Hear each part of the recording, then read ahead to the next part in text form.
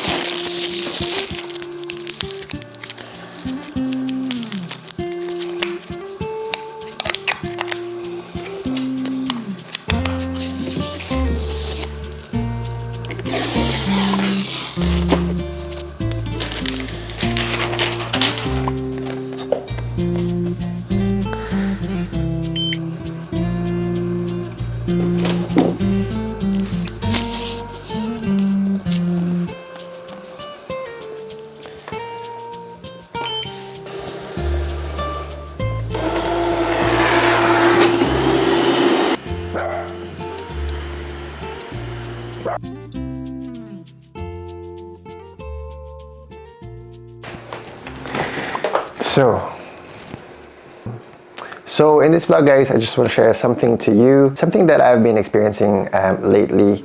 There are people who are commenting on this channel who have worked here in Ireland and moved to a different country. And some of them are saying that they didn't find Ireland as a place where they can probably live their ideal life that is portrayed by the mainstream media or the social media, or the ideal life that we see on television. Sometimes these comments that if you live in Ireland, you'll not be able to save, or if you live in Ireland, you will just work and not being able to fulfill your dreams. And so I did a little bit of self-reflection and picked up this book called Wabi Sabi by Beth Kempton. It's a Japanese wisdom for a perfectly imperfect life. In this vlog, I want to share to you the lessons that I've learned from reading this book and how I related it to what I'm experiencing in my life right now.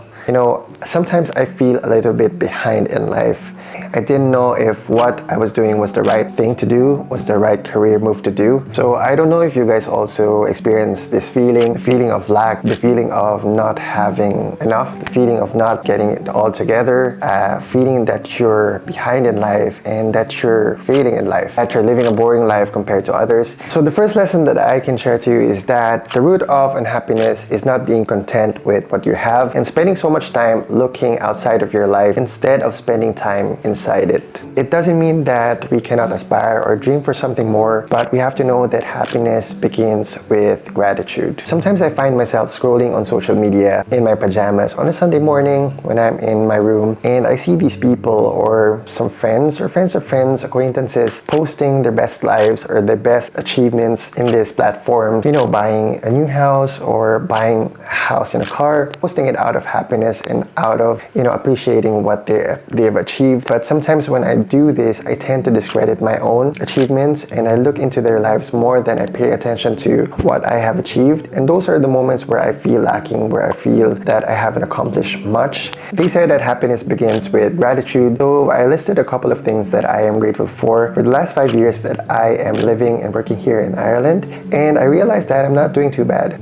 I was able to travel to places that I've never imagined that I would see, and to share these wonderful experiences with the people I care about and build relationships along the way and create these wonderful and meaningful memories that I will forever treasure deep in my heart, and to be able to help my family back home in the smallest ways I can, and at the same time build a life here that is a little bit slow but meaningful. And I'm also grateful for the simpler things in life, like being able to go outside of the house at nighttime to walk the dog, not thinking that somebody might hurt me. That kind of peace of mind and those kinds of things are luxuries in life that money really can buy. Which brings me to the second lesson that I've learned. We don't need much to live a good life. When you are grateful for what you have and share it with those that you love, whatever else you need comes. We're also busy trying to push ourselves to get to this perfect place, to this ideal life, that we forget to pause, to turn around and appreciate all the things that lies around us right at this moment, the small details that makes our lives authentic.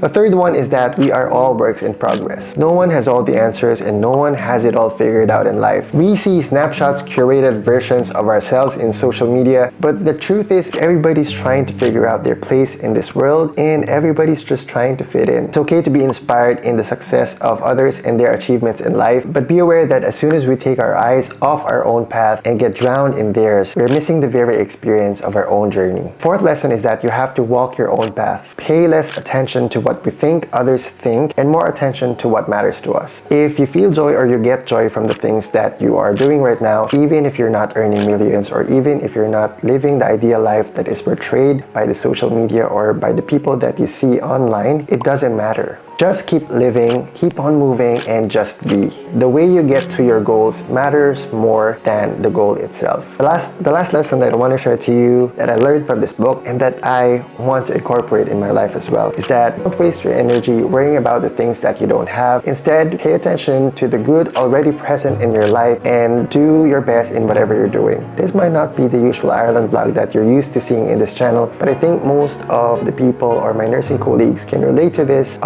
feeling of feeling behind and not living their best lives. And I think these are important lessons that we can incorporate in our lives, in our own selves, in order for us to see what really matters to us and what we really want to do with our lives and with our careers. Once again, my name is Boyd Ventura, your Filipino nurse in Ireland, and don't forget that you are capable of doing anything. Continue pursuing your passions and your dreams and be positive. See you on the next vlog. Bye.